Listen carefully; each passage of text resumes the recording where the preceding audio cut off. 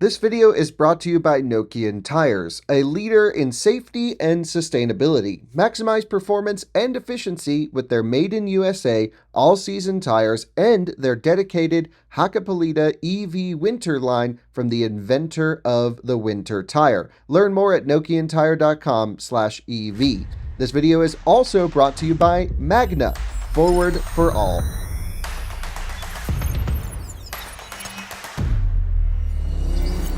And welcome to another Out of Spec Reviews video. You joined me for one that I am super curious about because it is the first in a few videos comparing the brand new Audi Q8 e-tron to the old pre-facelift e-tron.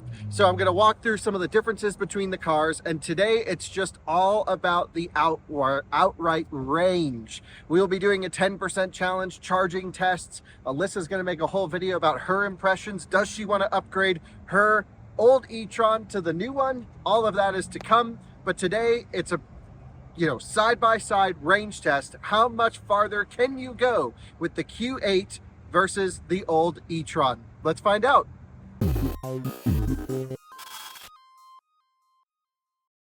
Behind me, we have our 2019 Audi e-tron. In Europe, it would have been called the 55. We only got the big battery in the US, so it's the e-tron 55, and it's the Prestige model. Actually, both of these cars are optioned pretty much the same, which is great. It means they have almost all of the equipment. Full sound systems, full Prestige models, massaging seats in both. They're very comparable spec vehicles. So the differences between them should be the same if you get a base car on aero wheels or so on and so forth. So our 2019 e-tron only has 25,000 miles on it. Like, it's not that old, and it's AC charged all the time. So this has lived a really easy life. And the thought when the Q8 e-tron came out, this is the 2024 model year version, it's a facelift, but it also has a much bigger battery pack in it. And the one thing Alyssa's always wanted with her car was just slightly more range. We always say range doesn't matter, it's all about the charging. And the e-tron is almost the perfect example of that because it just sits at 150 kilowatts all the way to 82%. And our car has been an amazing road tripper. Even though we don't get more than like 200 miles on the highway out of it, we can charge it at a DC charger really high. It never comes off of peak power. It's consistent. It charges great in cold and warm, even without preconditioning, because it has so much cobalt in the battery pack, which isn't that great. So Audi in the new model reduced the cobalt, upped the kilowatt hour capacity, 20 more kilowatt hours. You're going from 86.5 usable to 106 usable in the new one. And altered the charging curve, so it has a slightly higher peak, but it doesn't charge as fast up top because less cobalt. We're going to do that in the 10% challenge and charging test to see if it's actually, the old one might be better in some cases than the new one, especially in cold winter performance would be my guess. What we're doing now is we're charging them to 100% on a DC charger, and then we're going to drive on the range test. So I'll take you on a quick tour of both of the cars, and then we'll walk you through the testing procedures, and we are going to be running side by side. We also have a Mercedes EQE 500 4MATIC, which is a direct competitor to the new Q8. That will be coming in a separate video, but I wanted to run it at the same day. So Jordan's driving this one. He's behind the camera. Hi, Jordan. Hi. And so he'll be making a video on that. So we're really doing three cars at once. It's old versus new e-tron, and then new e-tron versus new EQE SUV. This is complicated. Well, we have Walter and Alyssa over here. Alyssa wanted to bring Walter along on the trip, and I think that's okay because an Alyssa plus a Walter probably weighs what a Kyle weighs. Anyway, so we have put Alyssa's e-tron, if you notice, back to stock. We have the indentations to where the roof bars were. We've put on the old wheels and even the original tires. So this car is running the exact same tire as this car, truly the same model, everything. And there's so many little differences that we're starting to find between the Q8 and this. Now on the new Q8, you may notice this little red badge. This is not the SQ8. I would have let you know that, of course. The SQ8 we will be testing towards the end of the year, and so keep an eye out for videos on that in November, I believe. But this is just an S line. Wish they wouldn't do it. They also put RS on the wheels, and I'm like, these are the least RS looking wheels on the planet, so I don't know what they were thinking with that. This is just a normal e-tron 55, 106 kilowatt hour gross battery pack capacity. We have our friend Andreas rolling in right now. Did not know Andreas was coming. Glad he's here. He's also got the Landau plate. We were just with Andreas in Germany only a few days ago. This is a crazy video. Back to the cars. Okay, so we have literal identical e-tron specifications. The only difference is that one's a 2019, this one's a 2024. Our car has no seemingly major degradation. And if you're wondering, we have the battery update on our old car to unlock the full capacity, which was a free upgrade that Audi did. And so we have 86 kilowatt hours usable versus 83 when the car was originally delivered. The car honestly is charged to 50% every day. It never sits at high state of charge. It's been babied. It's been great. So the new one, of course, also been babied, only has 2,000 miles on it. So it's really, I think, as close as we can get this between a new e-tron or a used e-tron. Loving the interior with the orange piping in this one versus our car, which has the same interior without the orange piping. Okay, weird differences between the two. They're both on the exact same wheel and tire size, but the style has changed. Part of the facelift updates is the new car is more aerodynamic, more efficient. And what's interesting is they actually run higher pressures in the new car than the old car. So this one, tire pressure wise, is, let's just find it on the sticker. This one is 3942. And on the way over to the charger today, all cars came through. Look at this thing ripping 66 kilowatts at 92%. That is such an e-tron charging curve. Just amazing. We all went to Discount Tire this morning. We had all the cars parked at home. They've been through the same exact driving. Everything is as close to identical as we can get it from a temperature and tire pressure standpoint. And this is much higher, 42 front, 45 rear. And they definitely did that. Hold on, let's see how we're charging in this one. It almost seems worse than the other car. Okay, load up, 35 kilowatts at 94%. So the old car is doing 66 at 90 something, and this is doing 33 at 94. Wow, that's where the Cobalt helps in the old car, really getting that top charge in. So interesting to see all these little differences between the two. No question the new car is going to go farther. How much farther? That's what we're going to quantify. Same motors, front and rear. However, there are 2 additional windings in the rear motor of this one. It has the same total power output, but more torque. I don't think it's any more efficient. I still think it's going to be a fat e-tron and consume all the juice. So testing procedures, and then we'll hit the road. So the testing procedures for today have been we've really tried to dial this one in for you guys. So we parked the cars both at about 50% state of charge overnight. They sat next to each other. We drove them in a convoy, all 3, to Discount Tire, where we always go before the range test. We set the tire pressures with a calibrated tire pressure filler. It's right down the street from the house, so we set them cold tire pressures. And then we came up here to Wellington and DC fast charged them. We drove them pretty hard on the way over to Wellington, a little bit of yo-yoing just to really heat everything up, but it's a nice day. It's 70, 72 degrees outside. It's not cold. There's no wind, not a cloud in the sky. This is literal perfect conditions. So we are going to DC charge them to 100% until they click off. It looks like the old car is going to complete before the new one, only because it can top charge so much better. We have to do more testing there. And then we are going to head out on our range test, heading north on I-25 up to Cheyenne, east into Nebraska. Now, Alyssa is going to be driving the old car. When she turns around, we are going to log the efficiency difference between the two, and we can gauge to see how much difference in consumption there is. And then she's going to have to come back here, pull in at 0 miles, of course, with the car dead and charged. Now, I'm guessing I'm still going to be out on the road when that happens in the new car. And that's the big question. If you're going to buy a used e-tron, they are so cheap right now. They're like 30 to 35 grand for like a nice one. And like, you don't need to spend more than 40 grand to get a used e-tron right now. The new one, this thing is over $90,000. Are you getting $50,000 worth of value by getting a new one, or get an old one and put some money aside for repairs. That's what we really want to find out, is should you go used or new, or should we upgrade our used one? And we just don't know at the moment. If this does like 150 miles more, well, that might be worth the money. But if it's only a few miles more, not worth the money. Right off the bat, charging, not worth the money. I prefer the old charging curve where it just sits flat and rips up top. This thing's not doing so hot. Okay, so that's a lot of explanation. You'll see two of us throughout the video. Alyssa will film her experience, I'll film mine. And Walter, of course, will share some of his thoughts. Before we leave, Walter, do you have any last things you'd like to share?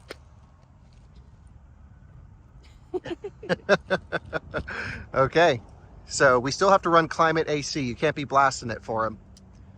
Right, no, he's been fine. He's been fine, yeah. It's cooler out now. Yeah. Okay, cool. Well, we'll close your roof shade, of course. We'll keep, the cars pretty much set identically will be the plan, and then we'll use driver assistance and lane centering and go. Let's just take a look at the charging performance of both of these now. Yours is done. So this is at 96%, and I heard the contactors go. So this one is at 97%. Nope, I didn't hear the contactors, at 51 kilowatts. So 51 kilowatts at 97%, and 27 kilowatts at 96%. So your car charges so much better up top. This one is now predicting 199 miles on a full charge. This is Alyssa's old E-Tron. So I just want to turn climate off because it has to wait for my new E-Tron to finish charging. Yes, more capacity, but also slower charging up top. Double whammy against this one. So we have not full charged this car in a long time. Let's get her car set. So we'll close the roof rails. We're going to dial her into efficiency mode, so it will sit a little bit lower. We also actually have a manual air suspension control in this car. It's from CETE, and it means I can dump the air suspension all the way out, just so it looks cool. It's only like if we bring it to a car show or something, but that's all off at the moment. We're just running factory settings. Whoa, we got a Walter in the car. Howdy, dude. You ready to do some testing? Okay. Well, while we wait, I'm going to keep the windows cracked for you in the back. There you go. Windows down, because we can't run climate right now. But, yep, once that one's finished, we'll get in the road and go. Should be only a couple minutes more. Okay, now, Walter, we have no time for pee breaks, okay? There will be no stopping. How much does he weigh now? 60. 60 pounds. Growing quick. Still got that puppy face, though. That's the content we want to see here on Out of Spec. All right, your first out of spec range test, buddy. Don't get used to it. We won't make you come on them too much. Let me walk you through the EPA rated ranges before we head out. 285 miles of EPA rated range in the Q8 e-tron. Our car is 222, not when it was delivered. When it was delivered, it had the, reduced capacity battery pack, but I just, went off a 2021 model year, 222. So that's a 50, 60 mile difference between the new and the old one. That's pretty significant. And then the EQE has a 279 miles. 279 range. Miles. But Jordan, we're close. Mercedes are always very efficient. You're right. But here's the thing. So you commented on the torque. We have the same exact power. We both have 402 horsepower, 300 kilowatts. You have 414 torque. I have 633 torque. That you really notice. Because when Jordan told me that the Q8 and that have identical power outputs, I was like, there is no way. But okay. The programming of the motor torque is where it's at. Torque is totally different. Okay. So I think we're at 99% on both the Q8 and the EQE. The fat old e-tron has already completed. Walter's just getting set, and then we are going to head out for the range test. Well, the EQE and the e-tron just completed charging. It's time to go. You're sitting here, climate control off, just waiting. And we're going to run 68 auto in efficiency mode. And so just make sure there's a green bar above your AC there. That makes sure climate's in efficiency mode. Walter's looking a little toasty, so let's get going. And yeah, you actually have a slight advantage of tinted side windows. So you're cheating. Okay, so let's go here. Car on. We are in the Q8 e-tron now. This is basically how we're going to have it set, but since we haven't left yet, I'm not going to turn that on. We're going to reset long-term memory. We're at 100%. Into reverse, 255 miles predicted. Off we go then. Let's do this. And just helped this woman in the XC40 recharge, figure out how to charge her car. She had no idea. She's like, I've never DC charged it, and she's going to the middle of Wyoming. I was like, good luck. I gave her all the tips she needs. There's Andreas filming us, filming him, as we head out now to do the range test. So to save Walter back here, who's been crying and panting because he's been inside the car for 2 minutes without AC, we're going to go AC on, 68, and it's on auto, and we'll go drive select efficiency, which it's already on. So I'm not sure why that is not turning green. AC Eco, that's why. All right, so everything is set. Everybody's pulling away from me, and we are ready to go. Who's gonna win? Not us, buddy, but that means we get to go into air conditioning a lot sooner. So let's turn on climate control, 68 auto eco mode. We have the Mercedes just behind us, and Alyssa has not started pulling out yet. I don't know why. So we'll just wait for her, and we'll all leave as a pack. All right, Kyle is heading out first in the Q8.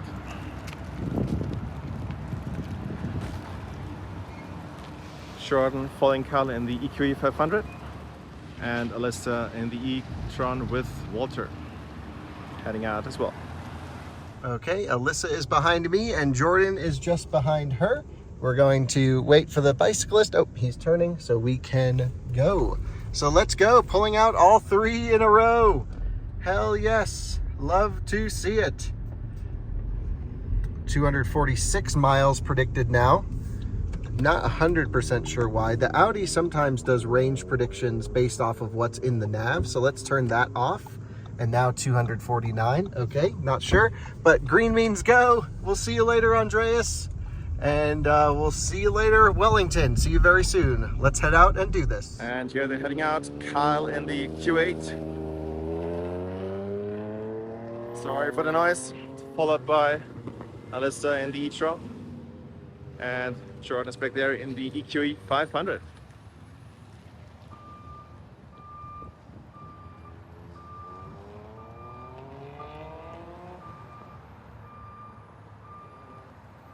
So as we're sitting at the light here, my car says it's predicting 190 miles of range.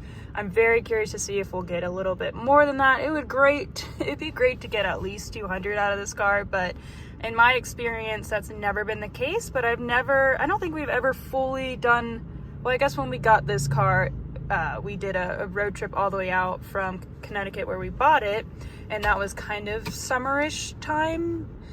But it will be interesting to see what we're gonna get with this big fat E-Tron here. We are heading onto the highway now together. We just have to wait for this one car to come through.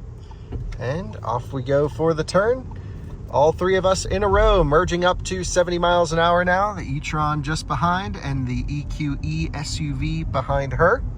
We are, gonna get up to speed nice and gently as normal. Set everything at 70 GPS, looking like a little bit of traffic, but it might just be a bubble. Thankfully, the speed that we go is under the speed limit, so everyone goes faster than us. We never get held up in traffic, which is great. Also, I hope I don't jinx myself. Okay, so we gotta go to 70 miles an hour, locked in, with lane centering on. There we go. I'm gonna double check that this is GPS. But the 3 of us are all together, same conditions, same day. You really can't do it any better than this if we're trying to do a comparison. This is epic. And a huge thanks to Alyssa and Walter, of course, for helping us out. Now, why are we at 71 even though I'm set to 70?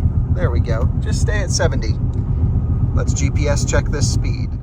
And here we go, merging onto the highway, getting up to some speed. And then as soon as we get to 70 here, I will check and make sure on Waze that it matches the actual speed, because sometimes they can be a little bit different, and then we will continue on this road for a very, very, very long time. So let me go ahead and do all this stuff, and away we go. 70 miles an hour indicated, appears to be 70 miles per hour GPS, which is great. at least in these two cars. Mercedes is pretty accurate as well, I would say. And yeah, we're just gonna cruise along nice and gently. E-Tron always unbelievably quiet, unbelievably comfortable. These cars are just amazing. And actually, Alyssa's E-Tron is even more comfortable than the new one. They kind of like made the new one sportier, the Q8, and I think they kind of, I don't want to say ruined it, because it's still very luxurious, but it's lost its real wafting, soft, squish vibe that I really love in the E-Tron. Not everything needs to be sporty, and this is certainly one of those cars that doesn't need to be. And unfortunately, I would say they went slightly more sporty than I would like on the Q8 refresh updates. We'll have a whole video documenting the changes, of course, but as stuff comes up, I'll let you know along the drive today. So got it set here at 70. Waze is predicting between 69 and 70, so I'll just keep it where it's at. No big deal. Keeping the same distance from Kyle, so it seems as though that we are on the same. And we just got into Wyoming. As you see, there's just about nothing there in the distance. Maybe some bison we'll see here pretty soon coming up to, forget what the place is called, but they have a huge herd of bison and you can go tour around in a train. It's pretty cool. Never have done it though. Walter is fast asleep. This is his first time in Wyoming, and he is just enjoying all the sights as you can. We are just exiting to Sydney, taking the exit. Alyssa is the car directly behind me, and directly behind her is Jordan in the EQE, so this is working out perfectly. Just heading this way. There's always that little mile of road construction as we get onto the highway here, and it looks like we may even have to come to a stop in order to merge up to speed. What the heck? How about no? Because we got to keep this test going. Alrighty, just ticked over to 75%. We are at 2.8 miles per kilowatt hours averaging, and 56.3 miles that we've gone. So this car is definitely, should at least go over 200 miles, which is great. I had really no clue that my car could go this far, but honestly, a lot of my traveling's always been in the winter where it goes down for that. So just spoke with Kyle. He's probably roughly around 79-80%. We've been averaging about a 4 to 5% difference, and but interestingly enough, my efficiency has been a tad bit better than him so far. I've always been at least 1/10 higher than him. And yeah, I honestly right now, in the beginning of this video, cannot see why I would switch over to this newer Q8, especially just with how cheap these are right now. I mean, we had such a huge loss with this car, which is totally fine. I plan to keep this car for a while. And one new thing that's actually happened here is that this started bubbling, and we did take it over to Audi. Sadly, my main warranty has just kicked off, literally, of course, just like a month ago. So I don't believe they're going to be able to do anything about it because of Blue's lovely Picasso marks over there. That warranty would just void it because of that incident over there. But oh well, what are you gonna do? I'm not gonna replace this whole thing because it cost over $6,000 with labor, which is absolutely insane. I will just live with it and it'll be fine. But all in all, we absolutely love this car. I kind of believe that this car is still a lot more comfortable than the new Q8, just when it comes to just overall comfort with the seats, and then also the sound system. Kyle and I believe is better than the Q8, but the Q8 engineers were just like, no, it's the exact same verbatim sound system, it shouldn't be any different. But we found that this one is a little bit better. My ears don't detect what Kyle's ears does with his musical background, so I'm just like, I think they both sound great. But yep, just cruising along here, ticked over to 74%, and here are our current stats with that. So I will check in with you guys at the 50% state of charge, state of range, whatever, and update you guys then. Walter is just heavily passed out in the back, not having a care in the world. And just for everybody to kind of know, plenty of trunk space, especially with all 3 dogs, and especially when he gets to the size that he is going to be. I think this will still be the dog hauler. We'll keep it around for as long as we really want. You join me at 75% state of charge. I believe Jordan has just about hit 75% state of charge. We're going almost the exact same speed as this person, which is a bit annoying, but efficiency not looking good. 2.9 miles per kilowatt hour. This is at the most efficient part of our trip. Actually, even Alyssa's car was just slightly ahead of efficiency of this so far up to this point. Pretty crazy. But 75%, 77 miles traveled. Okay, not the worst, maybe. We'll have to see. It's still predicting 220 miles left to go. So who knows? Maybe the Q8 can match the EQE. Welcome to Dix, Nebraska. Coincidentally, this is where Alyssa will be getting off the highway back there. She has, I don't know, 60% state of charge, something like that. We are still at, this is the only way to see state of charge. We are at 69% state of charge in Dix. How about that? All right, the word is there's 20 miles until the next exit, so I'm gonna go ahead and take this exit. I'm currently at 61%. Here is all of my data so far, and we are just going to coast down this exit, try to keep a steady speed as much as we possibly can, and loop on around. And there's Alyssa going off. We'll give a little hazards to say goodbye. And anyway, continuing on, Jordan and I think we can do another 40 miles before we have to turn around. Alyssa could have gone farther, but it's 20 miles round trip for the next exit, and it's just not worth risking it. She can loop closer to the other charger. So she is on the return. We are still at 69%. Definite increase in range with the Q8 over the previous E-Tron, no question. Very interestingly though, me and the EQE SUV are tracking almost identically, even though I have a much bigger battery pack and induction motors. He has dual permanent magnet motors, I believe is how Mercedes does it. And he weighs 100 pounds more than I do. And our coefficient of drag is 0.01 difference, 0.26 versus 0.27. I don't know how Mercedes got so much efficiency and how Audi got literally none. But we did hit 3 miles per kilowatt hour. I've never really seen that in E-Tron before. That is a new world record. 100 miles into the test, 70% state of charge. Will this thing do more than 300 miles? Ooh, I don't know. Time will tell. There goes everybody else because they have a lot more range than I do. But yeah, still at 61% here, and ooh, sorry, Walter. Forgot I didn't have regen on, so that's my fault there.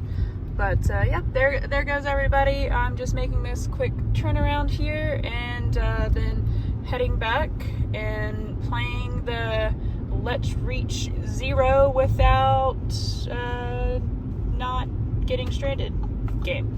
So yep, here we are, just merging back on the highway here, not going in the do not enter, going in the correct way, and going to be reaching back up to 70 miles per hour and locking it all back in like I had before. So I will update you guys again at exactly 50% and see how everything is going, and talk to you soon. We are just cruising really in the middle of nowhere. Jordan is here. He's actually just driving in the left lane to reduce a drafting effect. So we just, we want to have no airflow advantage to any of the vehicles whenever possible. So this is just traditional procedure. Look at that. The Mercedes automatically tries to get back into the right lane, so it's not a left lane hog. Maybe Tesla could learn something, because Tesla only does that with automatic lane changes when there's a car coming up from behind. But no, sorry Mercedes, we're not following typical German road law today. We're just doing this to avoid drafting. And here we are at the halfway mark, 50% state of charge, and we have gone 118.5 miles in average, around 3.1 well, it was just 3.1, so it's going down because I believe I'm now driving into a headwind going in the opposite direction, so that will probably go down. We'll monitor that along the drive, and I'm actually seriously impressed. If my car goes well over 200 miles of range, I mean, I never knew because we modified it, put on different wheels, have the roof bars on, and mainly drive it long distance in the mountains in the winter. So yeah, I've never seen anything like that, so I am super proud of her. Even though, I mean, regardless, I think 250 miles of range in an EV is more than fair, but we have to take into account this is a 2019. It is a big, heavy car, so with these numbers, I mean, that is absolutely not terrible. Well, I have just put in the navigation charge point, come and go in Wellington, and this car does not do en-route battery preconditioning, so I'm not wasting any efficiency here. If we turn around here at this exit right up here, we would get there at 9%. It's another 20 miles round trip roughly for the next exit. We probably could do that at 9%. However, I don't think this is factoring in the wind so much, and there is a slight headwind on the way back, and we've had just a tiny bit of tailwind on the way out. It's been very still, but we're talking just maybe a 2 or 3 mile an hour headwind, which does make a difference. And so both Jordan and I are going to exit here in Sydney, and we're going to turn around and head back. So I'm going to pull the first regen paddle. I have it set to manual recuperation, so it will stay there. No brake lights with the first level. When I pull it and go to the second level, this is when brake lights come on. I can then touch the brake pedal and blend in more regen. This has one of the best brake pedals in the EV industry. E-Tron really has an amazing blending brake-by-wire system. It's truly the benchmark. This and Polestar 2, I would say, are two of the best brake pedals that I've driven from an electric car that do blended brakes. So we're just going to loop around here. We know we're going to get to the charge point station with a little bit more energy than we want, but we can just loop around closer to there, and that way we're not taking as big of a risk with the weather and traffic conditions on the way over. Traffic's been pretty good. It really was just wide open and empty this last bit, so there's actually a Tesla supercharger there. Boom. How about that? The Mercedes will be able to use those soon, but not me in the the E-Tron. Huge buying advantage to the Mercedes if they can use superchargers and Audi can't. Like, how can Audi even sell a car if they don't get access to the supercharger network? That's crazy to me.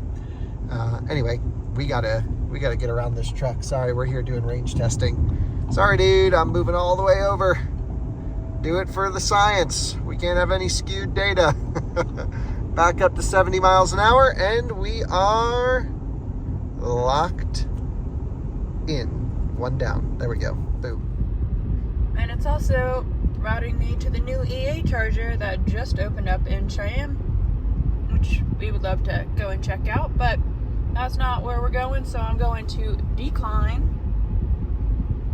And it says we'll get there with 6%, so that's obviously plenty because we're going down to 0. We just dipped down to 49% in the Q8 E-Tron from 50, so this is my 50% update. 156 miles traveled, so this thing is on track for 300 miles. We'll see how well that works out. We are currently at, if I go to navigation, 4,605 feet. We have to gain some elevation to get back.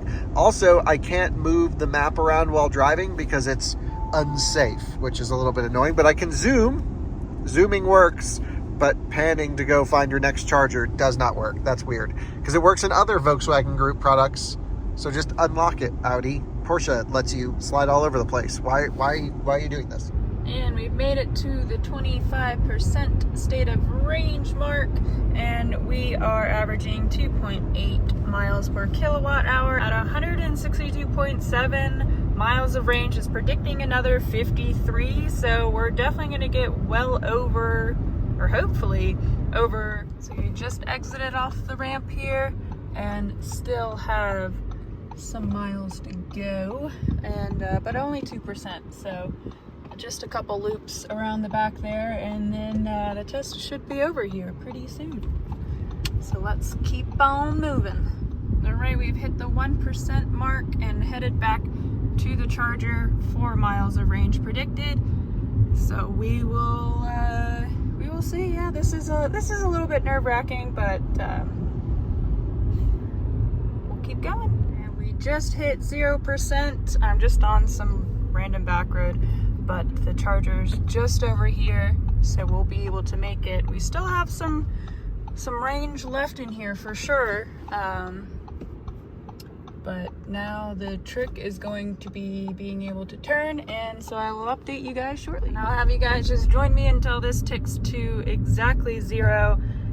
Oh, and then it did. All right, so back to the charger we go, and I'll give you guys the numbers of what this car did. It's still, I mean, I can still pull some power in here. I'm not going to do too much. Again, don't want to hurt my car, but here we are. We're going to pull into the charger here momentarily. We are 0 for 0. Walter, are you pumped or are you pumped? All right, here we go. Everybody get out my way, buddy. Got cars backing up, and here we are. We've made it to the charger. Alyssa just called and says she has 1 mile left. And she's like, I'm not plugging in, I'm gonna keep going. And I'm like, that's the out of spec spirit. So yeah, we run them to 0 just for testing procedures. And currently I am at 17% state of charge in the E-Tron Q8 E-Tron SUV, because there's also a Sportback version I haven't mentioned yet. Don't buy that one, just get the SUV. No one wants less good looks, slightly more efficient, who cares? Charge for an extra 1 minute and get the boxy one and have more cargo room. Anyway, yeah, we're at 17%, so this has a 17% range improvement over the old one. No, we can't calculate it like that, because of course we're at the highest point of elevation right now. We have to go down into Colorado, so this will probably come around maybe 20% more range than her car. 220 something miles in the full-size E-Tron 55, the pre-Q8, the pre-refresh. Awesome result. Did not expect to see that. Way better than I think the first time we did a range check. All right, we are plugged in here. Hi, buddy. You did so good. And let's get to see if we're charging here. I'll keep the air conditioning on blast for you, okay? The dang CarPlay thing. No, tires are fine. So we swapped out my tires, took off the roof bars and everything for this test, so it's still pretty upset about that and not figured out that it's back to stock here. So we're still initializing, waiting for some communication here, and we'll get to charging soon.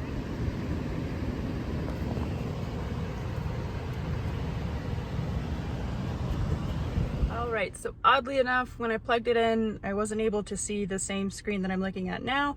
So I'll give you my numbers of what this car did on the range test, which I'm extremely impressed, by the way. It got 224.6 miles of range, and it's extremely comfortable. It's extremely inexpensive. Like Kyle said, you can get them for like $30,000 to $36,000 used right now, which is a complete steal, especially if it's just a second car for you. 100%. It's our dog hauler.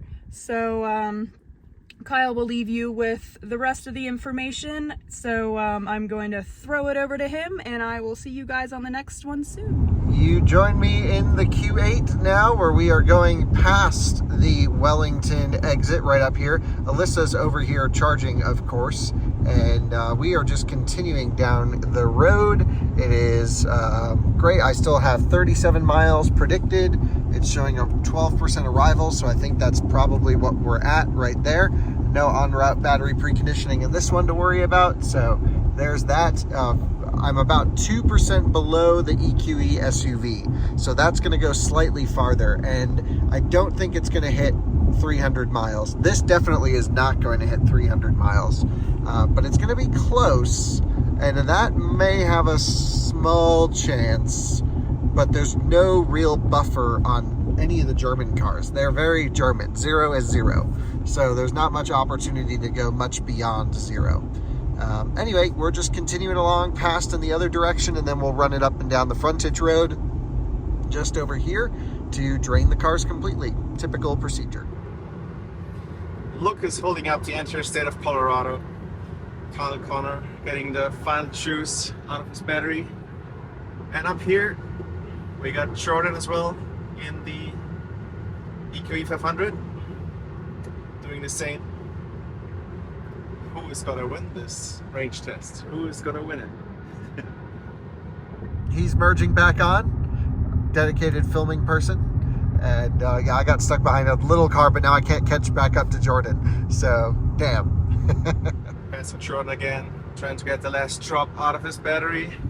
So here at 5% state of charge in the Q8, and we have a big power limit. I love how transparent Audi is with your maximum power availability. It's really easy to see, easy to read. The one thing I wish Audi would do, I still don't understand why they don't, is just give me my state of charge percentage on the display. Why I have to go 4 menus deep to get it, I'm not sure.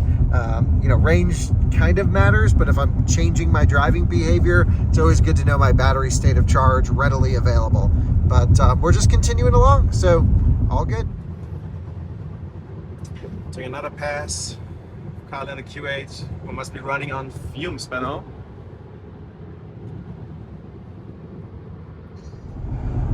We are exiting now. We are currently at 2% state of charge, so let's log our highway range here momentarily. I'll let you know exactly when we come off 70 miles an hour, and that is, boom, 284.0 miles. Just getting into the regen a little bit as we come off the highway on-ramp. I have 2% to burn, roughly 6%. Shouldn't be, sorry, 6 miles. 2% shouldn't be a problem. We'll just run up and down the frontage road, and that'll be that. We are now just cruising between 55 and 60 miles an hour on the frontage road. I don't think we're going to see 300 miles. I do think we are going to see 290. Back to the charger we go now. 1% state of charge. I don't know, it's maybe 2-3 miles up that way. The car is predicting 4. I don't know how it's predicting 4 miles at 1% state of charge, but we'll take it. And I'll probably just set the cruise at 55 miles an hour. Yep, 55, just like that. And actually, we probably should pass Jordan along here somewhere, because I think he got off the highway, and we should see him along this stretch. And there you have Jordan in the EQE SUV. It's amazing how close these cars are, truly, and daily usable. That's almost no difference. So same horsepower output, that has a much smaller battery pack, same price. That's actually heavier than this car. Wait for Jordan's video for some more comparisons, but really interesting. Still showing 3 miles left to go, and no extra warnings on the display, just a severely limited power output, but still plenty to maintain highway pace. Honestly, if you're driving normally, you probably wouldn't even feel the power reduction. And Kyle on his final approach in the Q8. Pulling in, still going, looking good.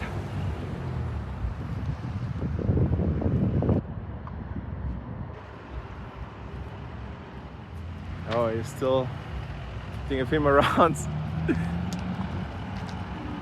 Hello, sir. Okay, it shows 289.8 miles, but I wanted to say 290. 290, okay, keep going. This guy just drove away while having his fuel pump plugged in. Do you even say plugged in on a gas car? I've been driving electric for way too long. As Kyle keeps circling the, not the Circle K, the Come and Go. It should be called Circle K actually. Anyway.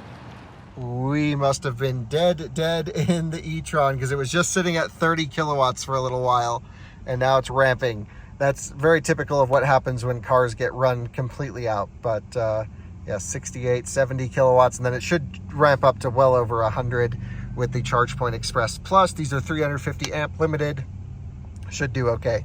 All right, well, let's wrap up the video now that we have the results. So there you guys go. Interesting results here, and I guess it all kind of makes sense. I was 0.1 mile per kilowatt hour less efficient than Alyssa throughout the whole test, but also throughout every segment. It just seemed like her car had slightly better efficiency. And what's interesting about that is the 2019s were known to be slightly less efficient than even like a 2020 or 2021 e-tron. I think they did some sort of brake caliper change, but even with that, I mean, it was very minor. I don't think anyone really ever noticed it. Our car had the battery upgrade software. That was the big thing. And other than that, it was really like, that's surprising how efficient her car is. This car, of course, has a bigger battery pack. It weighs just a smidge more, and it's also running significantly higher tire pressures and has significantly more aerodynamic wheels, but it was less efficient throughout the whole drive.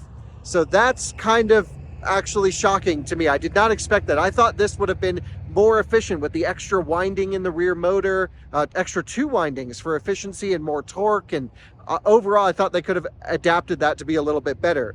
No question, the bigger battery is better for outright range. It's a solid 65-mile difference. She did just over 224 miles, call it 225. I did 290 in this particular one. So definitely a difference. And I just pulled in, so EQE must, I don't think he hit 300 miles. I doubt it. Maybe he did. We'll see.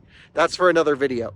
But very, very, very big difference in the range of the e-trons. Now, if you have a current e-tron, is it worth it to upgrade to the new e-tron just for range? The answer is I don't think so, especially with how this thing top charges. I think your road trip usable range, it seems like you really don't want to charge this past 90%. It really falls off up top, where the current e-tron still rockets to 95, 98% without much problem.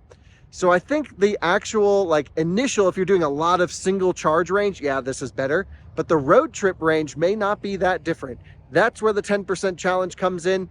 And actually it almost doesn't, because we don't give the cars enough time to charge, but we can at least analyze that with the 0 to 100% charging logs. So we still have more to do. This has a significant amount more range for those 20 extra kilowatt hours, about 65 more miles of driving range, but slightly less efficient, even with the higher tire pressures and wheels and aero optimizations. That's shocking, because Audi gave me all the big presentation about how the new car is aero improved and better and all this stuff and lower CD. And I'm like, how is it less efficient if it doesn't really weigh that much more? Don't know. Don't have an answer for you. I got to chat with Jordan, see how his car did, and that will be an upcoming video. Thanks so much for watching. We'll see you in another one soon. Bye-bye.